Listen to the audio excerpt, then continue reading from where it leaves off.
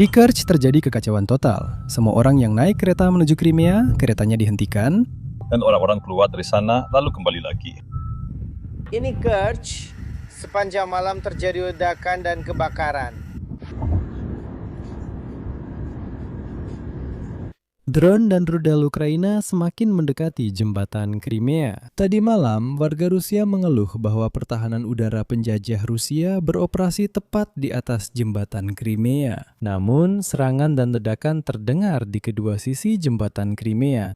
Baik di wilayah Crimea yang diduduki di Kerch maupun di wilayah Federasi Rusia di pelabuhan Kafkas. Drone dan rudal Ukraina kembali menyerang simpul logistik yang sama untuk sepenuhnya memblokir Selat Kerch. Pada saat yang sama, di wilayah yang disebut koridor darat melalui selatan Ukraina yang diduduki, keadaan para penjajah menjadi semakin buruk. Dan hari ini, intelijen Ukraina menunjukkan rekaman terbaru tentang bagaimana logistik di sana benar-benar terputus. Dan di tengah semua ini, hari ini Kementerian Luar Negeri Federasi Rusia secara tak terduga menyatakan bahwa mereka siap untuk segera melanjutkan perundingan damai dengan Ukraina. Nah, sepertinya itu dilakukan agar setidaknya bisa menghentikan atau setidaknya menunda serangan besar-besaran dari Ukraina, seperti yang dikatakan, untuk sedikit memperbaiki kerusakan mereka, lalu tetap melanjutkan perang, karena tidak ada yang percaya pada niat damai dari pihak Kremlin. Mari di episode kali ini kita bahas langsung, kita diskusikan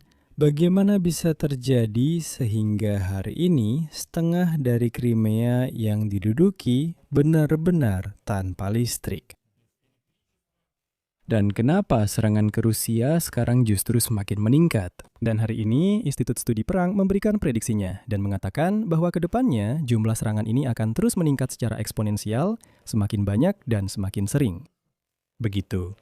Nah, kita juga akan membahas konsekuensinya, tentu saja konsekuensi dari serangan ke Crimea. Sepertinya di sini taktik angkatan bersenjata Ukraina sedikit berubah, karena serangan kali ini mengenai pembangkit listrik termal. Begitu. Dan setelah itu, setengah wilayah Crimea pun kehilangan listrik. Nah, mari kita bahas semuanya satu persatu. Nama saya Alexei Peci. Sebelum kita mulai, saya mohon Anda untuk berlangganan saluran ini, beri suka, tulis komentar apa saja, dan jangan lupa berlangganan saluran Telegram saya, Peci News. Tautannya ada di deskripsi video ini. Jadi, drone-drone Ukraina terus melakukan serangan besar-besaran ke Crimea yang diduduki dan ke Kuban untuk benar-benar memutus seluruh logistik melalui Selat Kerch. Seperti yang diketahui, sebelumnya drone-drone Ukraina menyerang pelabuhan di Kerch dan pelabuhan Kafkas di seberangnya di wilayah Federasi Rusia. Dan juga diketahui bahwa setidaknya 3 feri penyeberangan Kerch juga terkena serangan. Malam ini, gardu listrik besar Nasosnaya 2 di distrik Sovetsky terkena serangan. Kebakaran pasti terjadi di lokasi tersebut. Hal ini terlihat dari citra satelit NASA Fireshot. Firms. Juga dilaporkan bahwa serangan terjadi pada satu gardu listrik lagi yang memasok listrik ke stasiun pompa. Di sebelah utara, desa Nikolaevka. Akibat serangan di Yevpatoria serta distrik Krasnoyarsky, Krasnoperekovsky, Saksky, Zankoysky, dan Krasnogvardeyski, sejak pagi hari terjadi pemadaman listrik, dan faktanya bisa dibilang setengah wilayah Crimea hari ini mengalami pemadaman listrik. Ini terjadi setelah berita bahwa bensin sama sekali tidak dijual di SPBU. Selain itu, untuk kedua kalinya dalam seminggu, depot minyak di Pelabuhan Laut Kerch juga terkena serangan, yang omong-omong belum berhasil dipadamkan sejak serangan pada 21 Agustus. Dan fasilitas perawatan dan terminal minyak di Pelabuhan Kafkas di Kuban juga terkena serangan. Di kedua tempat itu terjadi kebakaran besar-besaran. Kompleks bongkar muat dan penyimpanan produk minyak di Terminal TES juga terkena serangan. Ini adalah kompleks logistik pelabuhan besar di Kerch yang digunakan untuk penyimpanan dan bongkar muat produk minyak serta gas cair. Kebakaran besar juga terjadi di PLTU di daerah Arsinsevo di Kerch, dan juga ada serangan yang mengenai tangki minyak bakar berat di fasilitas penyimpanan minyak bakar berat. Dan asap dari kontainer yang terbakar itu membentang hampir 50 km.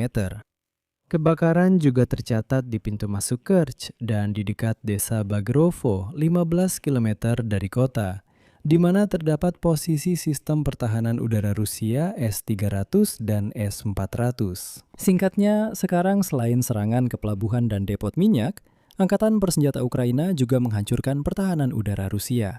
Selain itu, terjadi kebakaran di stasiun kereta api Yusnaya di Kerch.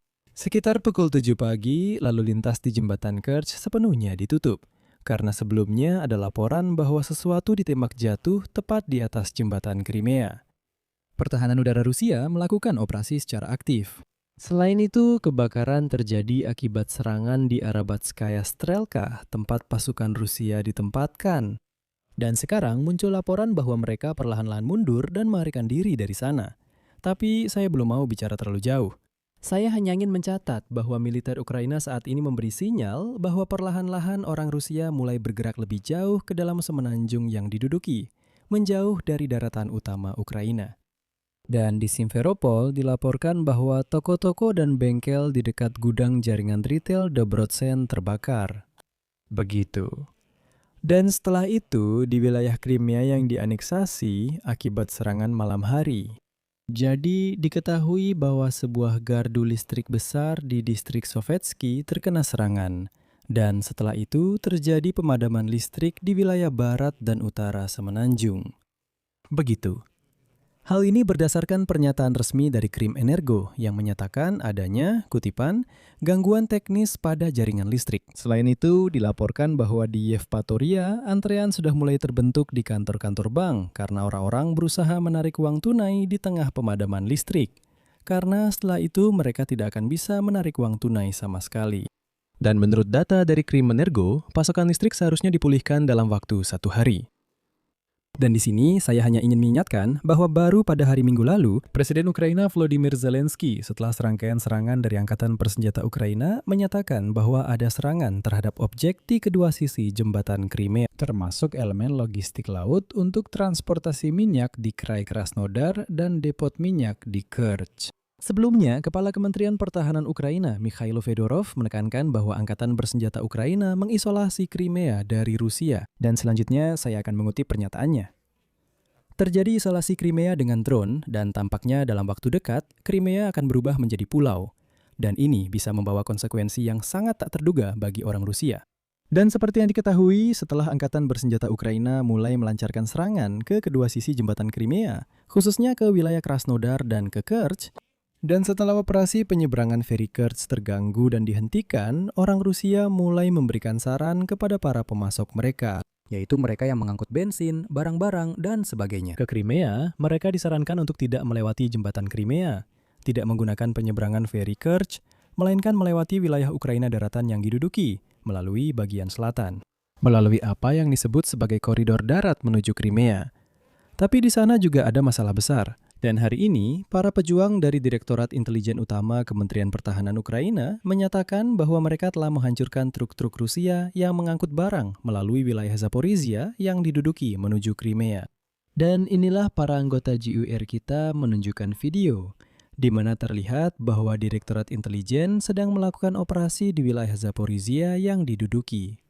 Truk-truk yang mengantarkan barang melalui apa yang disebut koridor darat ke Crimea menjadi sasaran serangan. Dan di video tersebut terekam penghancuran beberapa unit peralatan musuh. Dan juga dilaporkan bahwa serangan dilakukan oleh drone dari unit drone udara jarak jauh. Ini adalah unit yang ditempatkan di Direktorat Intelijen Utama Kementerian Pertahanan Ukraina.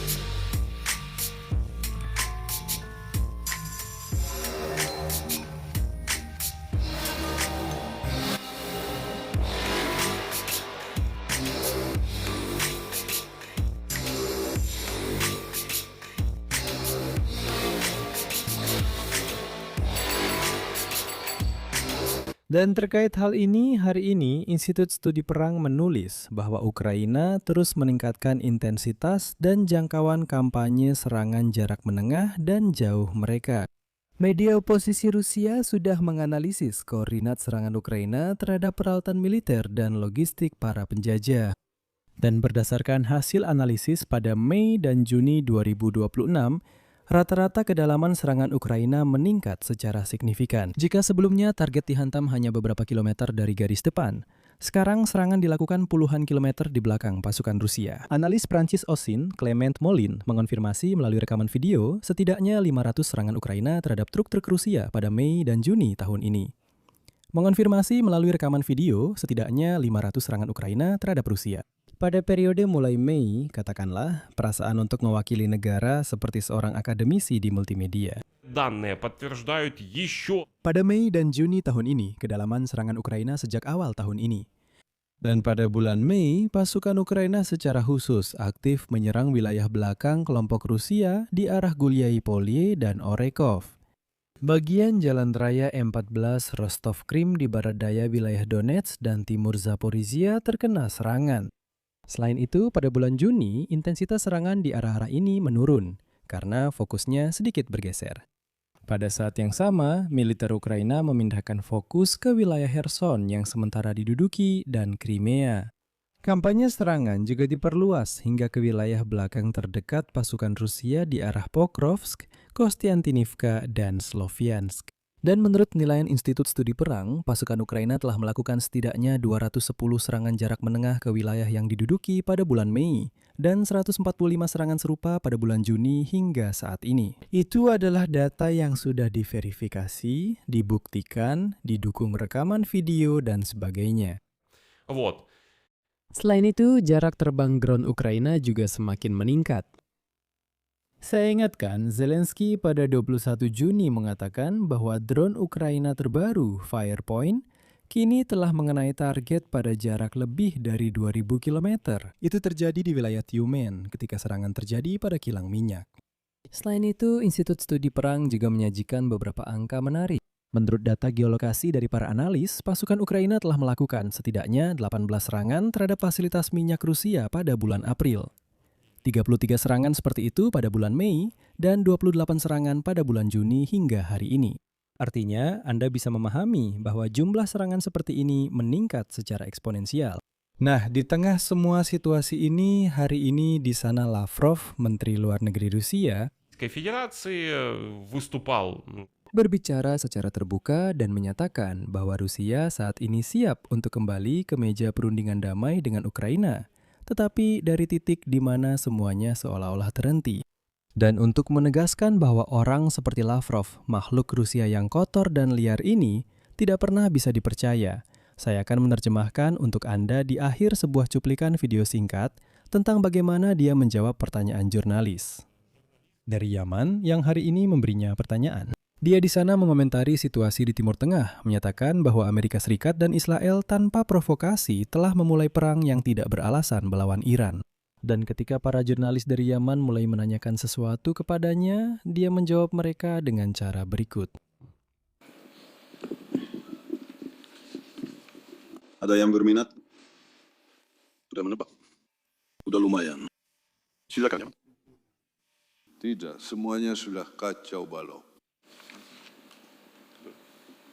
Yaman.